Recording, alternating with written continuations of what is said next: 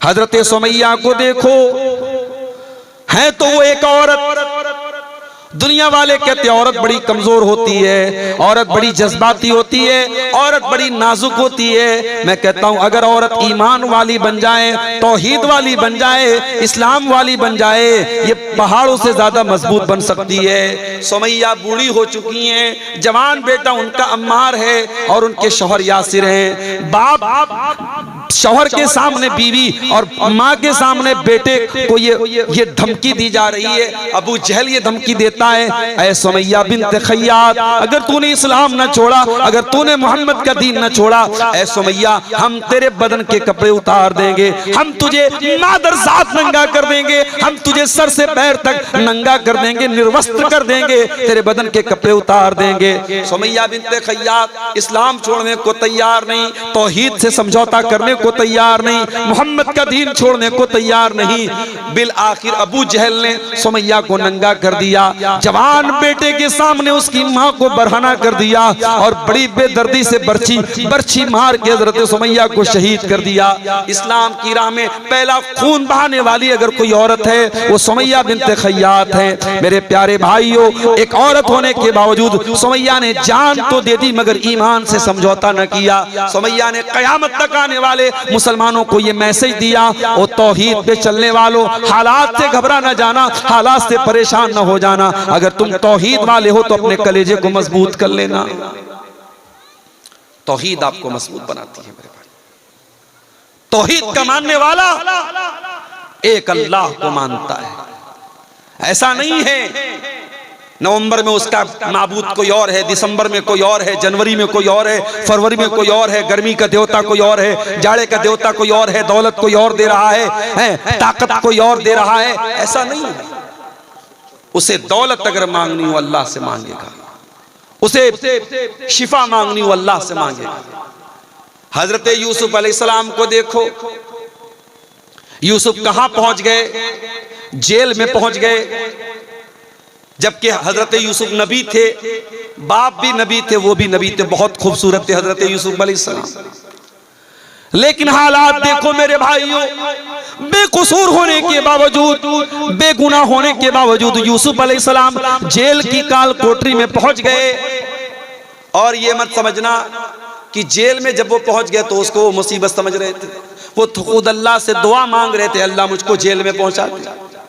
क्यों दुआ मांग रहे थे? आओ उनकी दुआ पढ़ के सुना देता हूं। कितनी प्यारी दुआ करते हजरत यूसुफ अलैहिस्सलाम। कहते रब्बी सिजनु अहब्बु इलैया मिम्मा यदऊननी इलैहि। ऐ अल्लाह, ये औरतें, ये मिस्र की औरतें मुझसे गलत काम करवाना चाहती हैं। ऐ अल्लाह, ये अजीज मिस्र की बीवी मुझसे ज़िना करवाना चाहती है।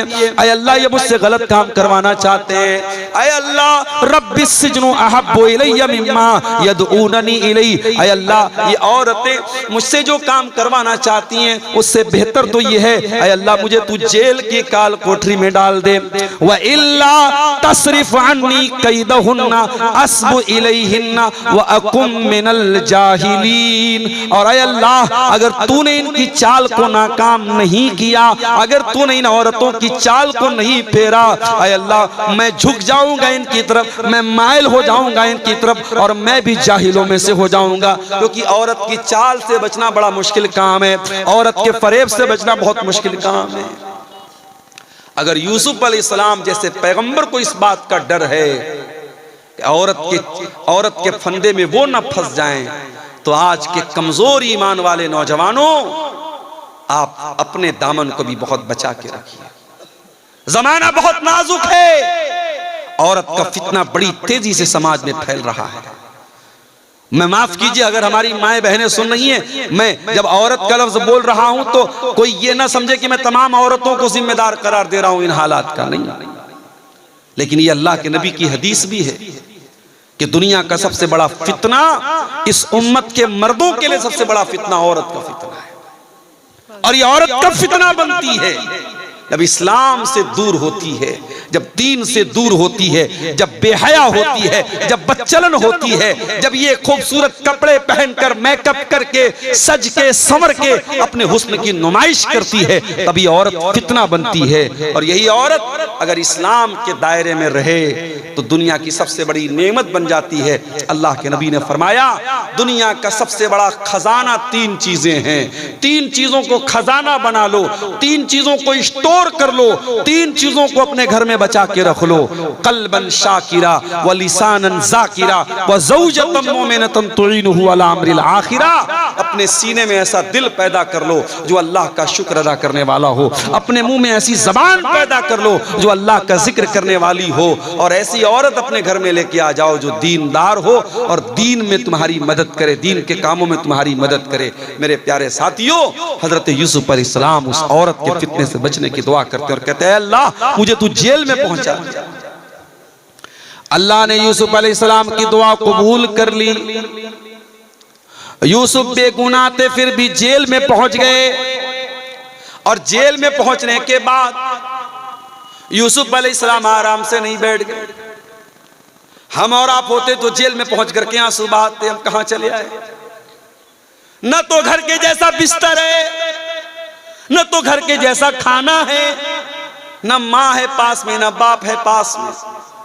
और यूसुफ नबी के बेटे हैं, पैगंबर के बेटे हैं, बड़े बाप के बेटे हैं, बड़े नाज़ो नेमत से उनको पाला गया था, और आज कहां पहुंच गए, कैद खाने में पहुंच गए।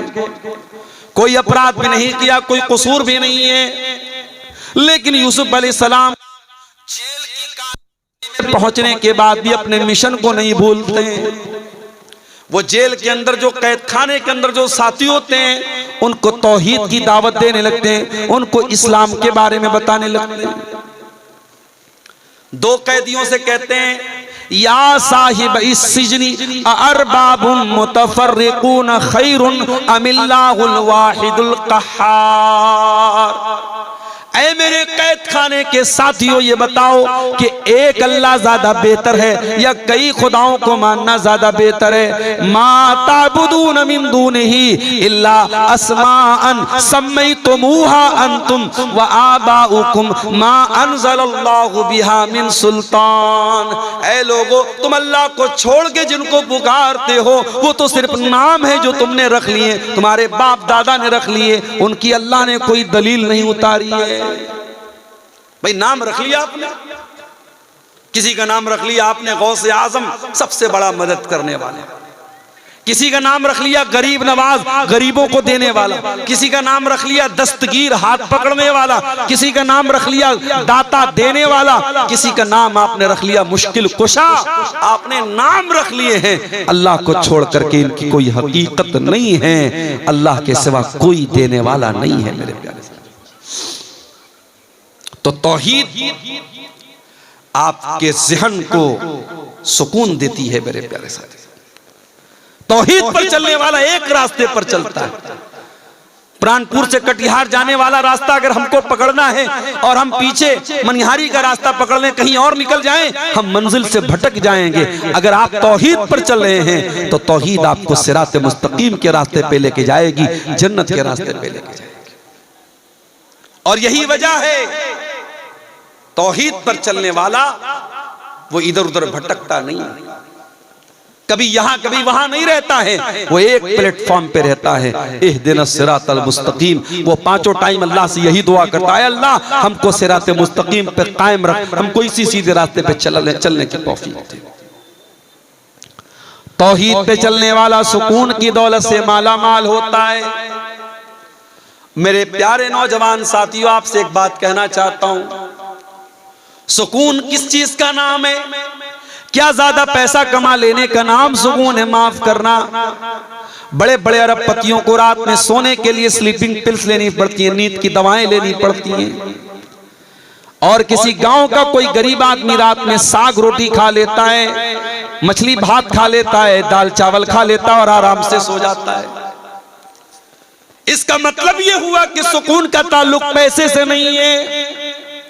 जितने सुकून के साथ वो गरीब आदमी अपनी झोपड़ी में सो रहा है, वो करोड़पति महल में उतने सुकून से नहीं सो रहा है। इसीलिए बहुत ज्यादा दौलत के पीछे ना भागो मेरे प्यारे भाइयों। दौलत कमाओ, दौलत जरूरी चीज है, लेकिन अगर दौलत मिल गई, हलाल तरीके से मिल गई, तो हराम रास्तों पे न जाना, वरना सुकून की दौलत छिन जाएगी। अल्लाह के प्यारे नबी बड़ी प्यारी बात इरशाद फरमाते हैं, लैसल गिना अन कसरतिल अरदी वलाकिन्नल गिना गिनन नफ्सी। अरे ज्यादा पैसा हो जाना, ज्यादा सामान हो जाना, ये दौलत नहीं है, ये मालदारी नहीं है। असल मालदारी है कि इंसान का दिल मालदार हो जाए, इंसान का नफ्स गनी हो जाए, इंसान दिल का मालदार हो जाए।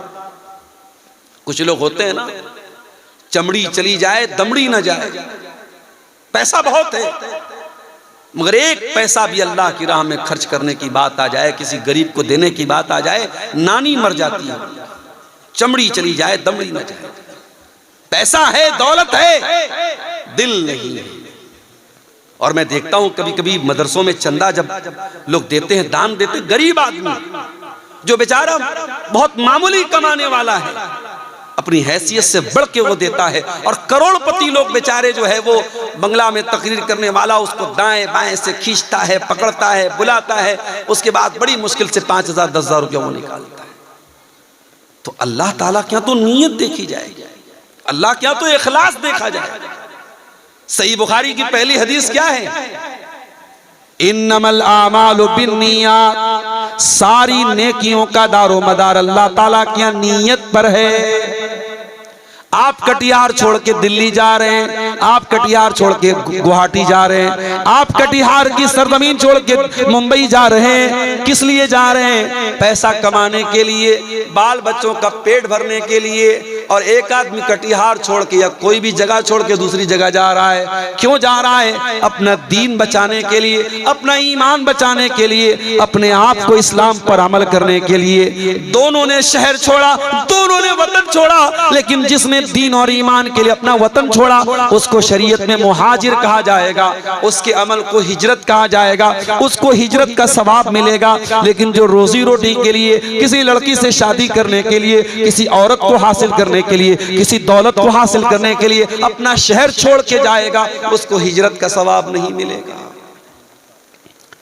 अमल एक है, काम एक है, नीयत अलग अलग हो गई तो मामला बदल गया मेरे प्यारे साथियों। इसलिए नीयत को दुरुस्त करो। तौहीद आपकी नीयत को भी दुरुस्त करती है। अगर आपकी तौहीद पक्की होगी तो आप नमाज अल्लाह के लिए पढ़ेंगे, आप मदरसे में दान अल्लाह के लिए देंगे, आप गरीबों की मदद अल्लाह के लिए करेंगे, आप रोजा अल्लाह के लिए रखेंगे, आप हज करेंगे अल्लाह के लिए, आप ज़कात देंगे अल्लाह के लिए। अगर आपकी तौहीद पक्की है तो आपकी नीयत भी पक्की है।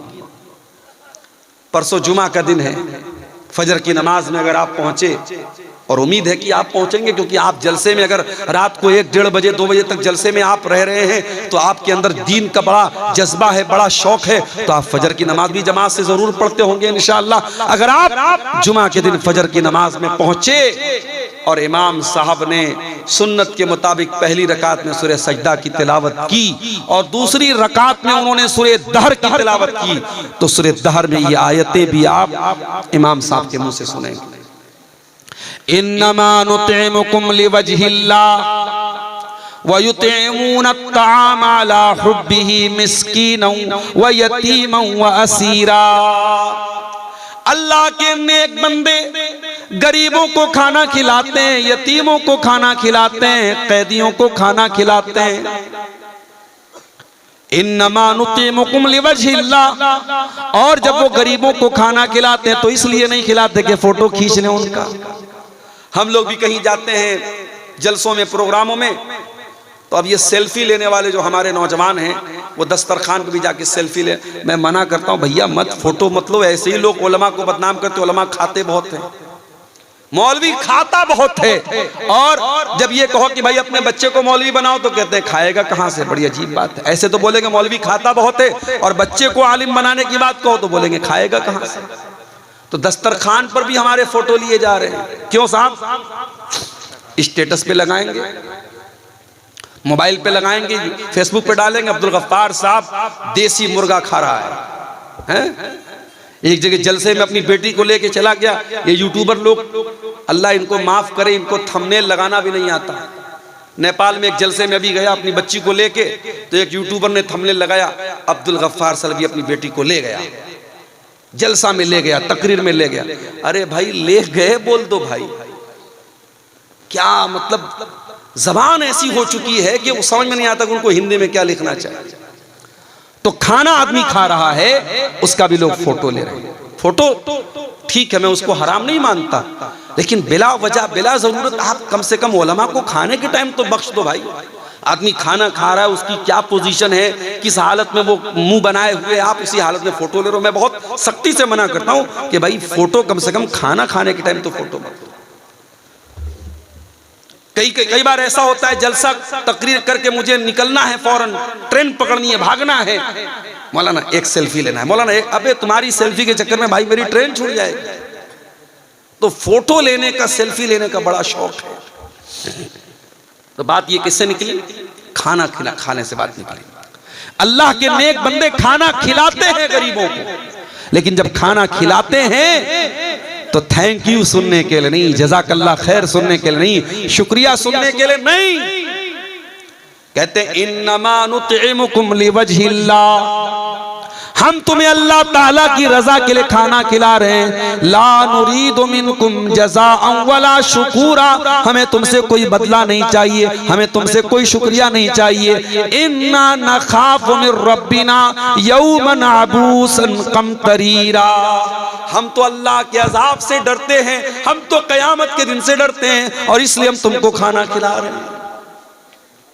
मेरे प्यारे भाइयों, तौहीद में मजबूत हो जाओगे तो नीयत भी अच्छी हो जाएगी। मदीना में एक आदमी का इंतकाल हो गया।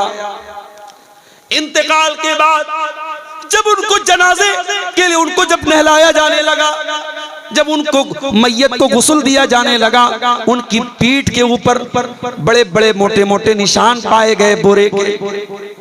नहलाने वालों ने कहा ये तो बहुत बड़ी हस्ती थी, ये तो अल्लाह के नबी के अहले बैत में से थे, अल्लाह के रसूल के घर वालों में से थे, ये तो नबी के नवासे के बेटे थे।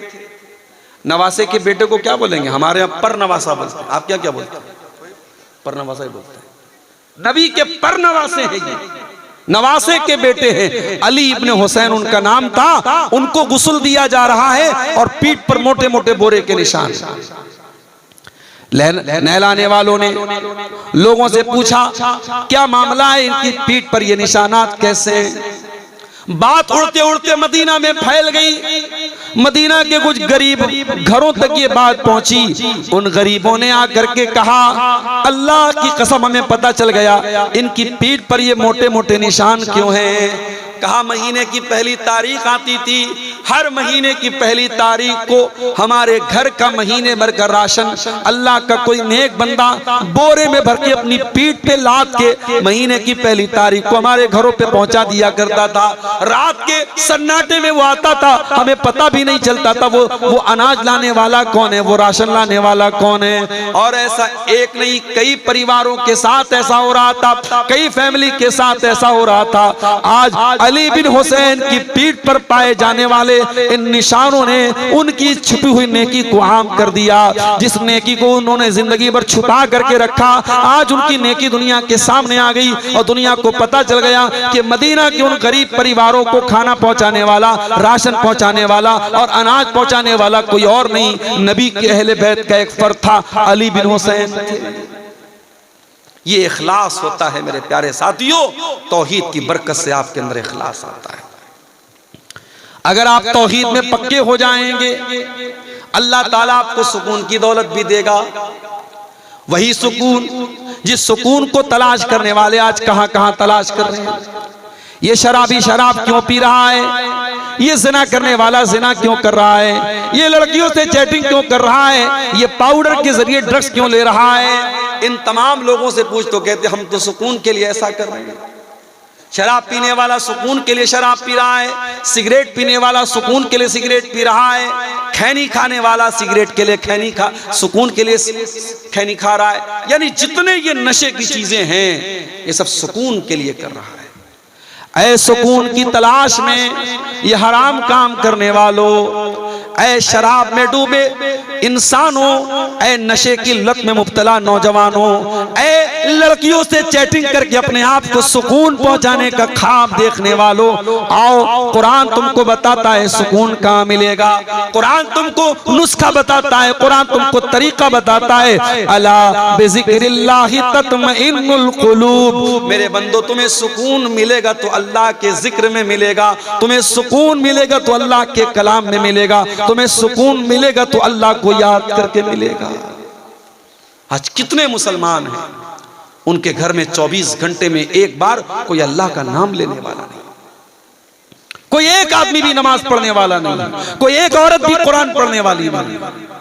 दिन रात मोबाइल पे गाने बज रहे हैं, दिन रात बच्चों के हाथ में मोबाइल, बड़ों के हाथ में मोबाइल, गाने बजाने मुसलमानों के घरों में बज रहे हैं। ओ लोगों, आपने बिल्डिंगें तो बड़ी आलीशान बना ली, आपने मकान तो बड़े अच्छे बना लिए, मगर माफ करना, अगर आपके घरों में अल्लाह का नाम नहीं लिया जा रहा है, अगर आपके घरों में अल्लाह का जिक्र नहीं हो रहा है, मैं नहीं कह रहा हूं, अल्लाह के प्यारे नबी फरमा रहे हैं, ऐसा घर मुर्दा है, मुर्दा।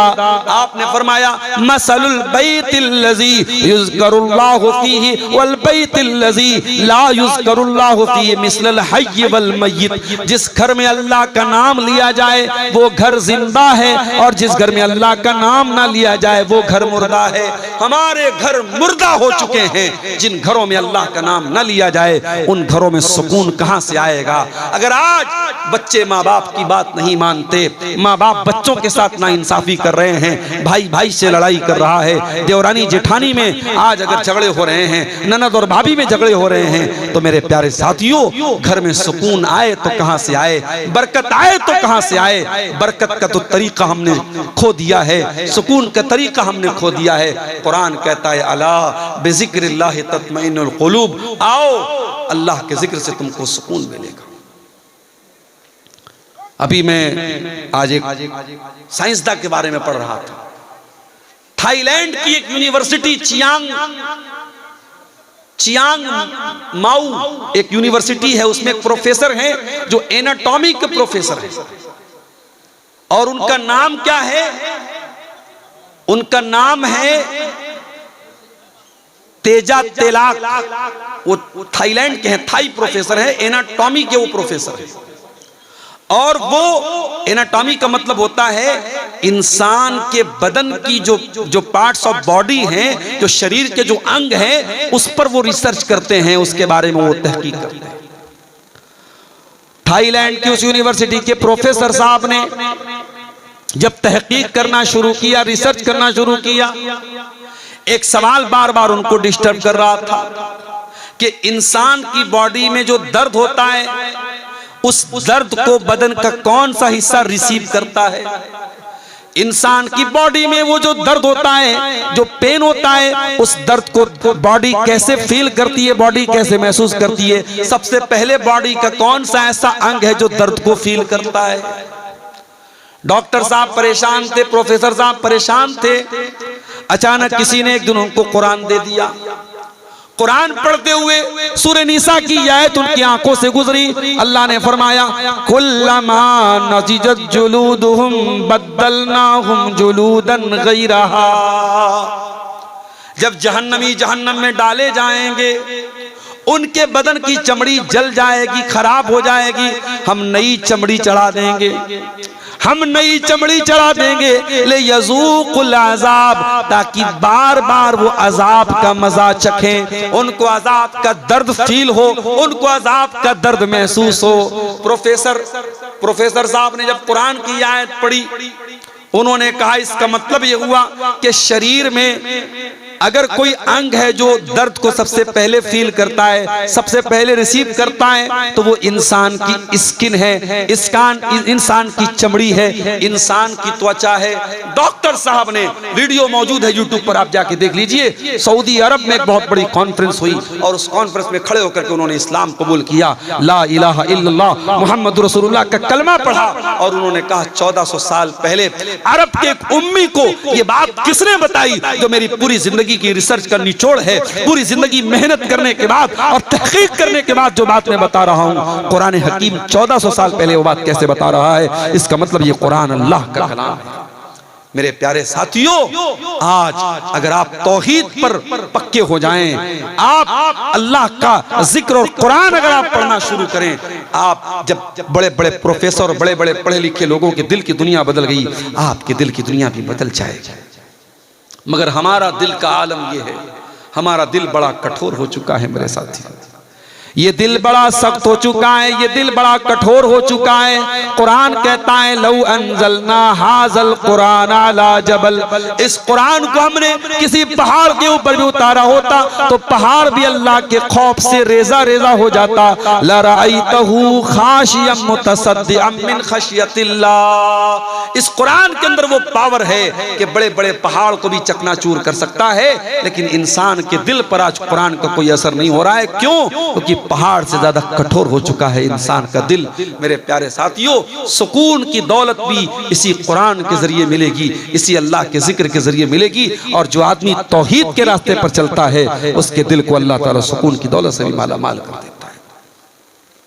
मूसा अलैहिस्सलाम को देखिए, बनी इस्राइल को लेके जा रहे हैं, फिरौन को पता चला, फिरौन ने पीछा किया, सामने दरियाए कुलजुम आ गया। मूसा अलैहिस्सलाम के साथियों ने क्या किया है, मूसा इन्ना लमुद्रकून, अब तो हम पकड़ लिए जाएंगे, अब हमें कौन बचाएगा। मूसा अलैहिस्सलाम ने बड़े इत्मीनान से जवाब दिया, कल्ला इन्ना मइया रब्बी सयहदीन, ऐ मेरी कौम के लोगों, मेरा रब मेरे साथ है, मेरा अल्लाह मेरे साथ है, वो जरूर कोई ना कोई रास्ता निकालेगा। ये सुकून हजरत मूसा के दिल में कैसे पैदा हुआ? ये तौहीद की बदौलत पैदा हुआ। जब इंसान की तौहीद पक्की होगी, जब अल्लाह पर यकीन पक्का होगा, बड़े बड़े मुश्किल हालात में भी वही सुकून उसके दिल में मौजूद होगा। मूसा अलैहिस्सलाम ने कहा मेरा रब मेरे साथ है, वो जरूर कोई ना कोई रास्ता निकालेगा। फ़अौहैना इला मूसा अन इज़रिब बिअसाकल बहरा फनफलका फकाना कुल्लु फिरकिन कत्तौदिल अज़ीम। अल्लाह फरमाता है हमने मूसा से कहा, ऐ मूसा तू पानी के ऊपर अपने आसा को, अपनी लाठी को मार दे, पानी फट जाएगा और दोनों तरफ पानी रुक जाएगा और बीच में रास्ता बन जाएगा। पानी के ऊपर कभी रास्ता बनते देखा है? मनिहारी का ब्रिज बन रहा है, कितने जमाने से काम चल रहा है, अभी लोग बता रहे 2026-27 में काम कंप्लीट होगा। पानी के अंदर ब्रिज बनाना आसान काम नहीं है, पानी के अंदर पिलर खड़ा करना आसान काम नहीं है। अल्लाह ताला की टेक्नोलॉजी देखो मेरे भाई, अल्लाह ने पानी को रोक दिया दोनों तरफ और बीच में रोड बन गई, रास्ता बन गया और मूसा अलैहिस्सलाम अपने साथियों के साथ बड़े आराम से पानी को क्रॉस कर गए। अल्लाह ताला की जो टेक्नोलॉजी होती है, अल्लाह की जो तदबीर होती है, इंसान वहां तक पहुंच भी नहीं सकता। वल्लाहु खैरुल माकिरीन, इंसानों की तदबीर अल्लाह की तदबीर के सामने कुछ नहीं है। जब अल्लाह अपनी प्लानिंग करेगा तो इंसानों की तदबीर, इंसानों की चालबाजी, इंसानों की मक्कारी धरी की धरी रह जाएगी। अल्लाह की तदबीर उनकी सारी मक्कारियों को खत्म कर देगी मेरे प्यारे साथी। तो तौहीद पे चलने वाला सुकून की दौलत से माला माल होता है। जो इंसान तौहीद पर चलता है वो अल्लाह के कैमरे से हमेशा डरता रहता है। दुनिया का कैमरा, आज आप किसी बड़े मार्केट में चले जाएं, कटिहार के किसी बड़े दुकान में, मॉल में चले जाएं, आप मालदा में चले जाएं, आसपास पूर्णिया चले जाएं, बड़ी बड़ी दुकानों पे कैमरे लगे हैं। क्यों लगे हैं भाई? कैमरे लगे हैं साहब, उनको कहते हैं सीसीटीवी कैमरा। वो सिक्योरिटी के लिए लगे हैं, सुरक्षा के लिए लगे हैं। कैमरा लगा है तो चोरी नहीं होगी, कैमरा लगा है तो कोई गलत काम नहीं होगा। जो इंसान तौहीद पर चलता है उसे अल्लाह ताला के कैमरे का डर सबसे ज्यादा होता है, क्योंकि इंसान का बनाया हुआ कैमरा तो फेल भी हो सकता है। इंसान के बने हुए कैमरे में जो चीजें रिकॉर्ड हो रही हैं उनका टाइम होता है, 1 महीना तक रिकॉर्ड होंगी, 6 महीने तक रिकॉर्ड होंगी, 1 साल तक रिकॉर्ड होंगी, उसके बाद वो फाइल डिलीट हो जाएगी, खत्म हो जाएगी। लेकिन अल्लाह ताला का जो कैमरा चल रहा है, फरमाया व इन्ना अलैकुम लहाफिज़ीन किरामन कातिबीन यालमून मा तफअलून। मेरे बंदो, हमने तुम्हारे आमाल को रिकॉर्ड करने के लिए फरिश्तों को लगा दिया है, वो तुम्हारी एक एक एक्टिविटी को रिकॉर्ड कर रहे हैं और जो कुछ तुम कर रहे हो मेरे फरिश्ते रिकॉर्ड कर रहे हैं। और फरिश्तों की जो ये रिकॉर्डिंग हो रही है ये डिलीट होने वाली नहीं है, ये बंद होने वाली नहीं है मेरे प्यारे साथी। जो इंसान तौहीद पे चलता है उसे अल्लाह की पकड़ का डर होता है कि अल्लाह ताला से बच के कहां जाएंगे। यही वजह है हजरत लुकमान अपने बच्चे से कहते हैं, या बुनैया इन्नहा इन तकुम मिस्काला हब्बतिन मिन खरदल, ऐ मेरे बच्चे अगर एक राई के दाने के बराबर भी कोई चीज होगी, फतकुन फी सखरा, और किसी चट्टान के अंदर वो चीज छुपी हुई होगी, औ फी समा, आसमानों में कहीं होगी, औ फिल अर्ज़ी, या जमीन पे कहीं होगी, याति बिहल्लाह, अल्लाह ताला राई के दाने के बराबर चीज को भी सामने ले आए। अल्लाह के नबी के पास एक सहाबी आए, कहा अल्लाह के रसूल मेरे कुछ गुलाम हैं, मेरे साथ बदतमीजी करते हैं, मैं कभी कभी मार देता हूं, बुरा भला कह देता हूं। अय अल्लाह के रसूल क्या मेरी पकड़ होगी अल्लाह के यहां? अपने गुलामों को अगर मार दिया, पीट दिया, बुरा भला कह दिया, क्या मेरी पकड़ होगी अल्लाह के यहां? अल्लाह के नबी ने कुरान की आयत पढ़ी, वनज़उल मवाज़ीनल क़िस्त लियौमिल क़ियामा, हम क़यामत के दिन इंसाफ का तराजू रखेंगे, फला तुज़लमु नफ्सुन शैया, और क़यामत के दिन अल्लाह के तराजू पर किसी के साथ कोई अन्याय नहीं होगा। व इनकान मिस्काला हब्बतिन मिन खरदलिन अतैना बिहा, और एक राई के दाने के बराबर भी अगर तुम्हारा कोई अमल होगा अल्लाह के तराजू पर सामने आ जाएगा। व कफा बिना हासिबीन, मेरे बंदो जब हम हिसाब लेंगे तो पूरा पूरा लेंगे। अल्लाह के नबी ने कुरान की आयत पढ़ी और कहा कि ऐ मेरे सहाबी, आप अपने गुलामों को जो मारते हैं, पीटते हैं, जो बुरा भला कहते हैं, उसको कैलकुलेट किया जाएगा, उसको नापा जाएगा, उसको तौला जाएगा। अगर आपके गुलामों की जो बदतमीजी है, आपके गुलामों की जो नाफरमानी है, अगर वो ज्यादा निकली और आपकी सजा कम निकली तो आपको उनकी नेकी मिल जाएगी, आपके गुनाह कुछ कम हो जाएंगे। लेकिन अगर आपने अपने गुलामों को जो सजा दी है, जो मारा है, जो पीटा है, अगर आपकी सजा ज्यादा है और आपके गुलामों की गलती कम है तो फिर उनके गुनाह आपके ऊपर लादे जाएंगे और आपको अपनी नेकियों से हाथ धोना पड़ेगा। अल्लाह। सहाबी एक कोने में जाके रोने लगे, बड़ी देर तक रोते रहे, आंसू बहाते रहे और रोते हुए कहने लगे, अल्लाह के नबी इन्नी उशहिदुका अला अन्नहुम अहरार, अय अल्लाह के नबी इतना बड़ा खतरा मैं मोल नहीं ले सकता, अपने गुलामों को मैं मार रहा हूँ, पीट रहा हूँ, अगर इसके बदले कयामत के दिन मुझे उनके गुनाह मेरे ऊपर लाद दिए जाएं और मेरी नेकियों से मुझे हाथ धोना पड़े, मैं इतना बड़ा रिस्क नहीं ले सकता, मैं इतना बड़ा खतरा मोल नहीं ले सकता। अय अल्लाह के नबी मैं आपको गवाह बना के कहता हूँ, मैं अपने सारे गुलामों को आजाद कर रहा हूं। अल्लाह अकबर। ये होती है तौहीद की बरकत। जब इंसान तौहीद पे चलता है उसके दिल में अल्लाह का डर होता है कि मुझे अल्लाह को हिसाब देना है, और जब तौहीद पर नहीं चलता है, जब अल्लाह का कोई डर नहीं होता है,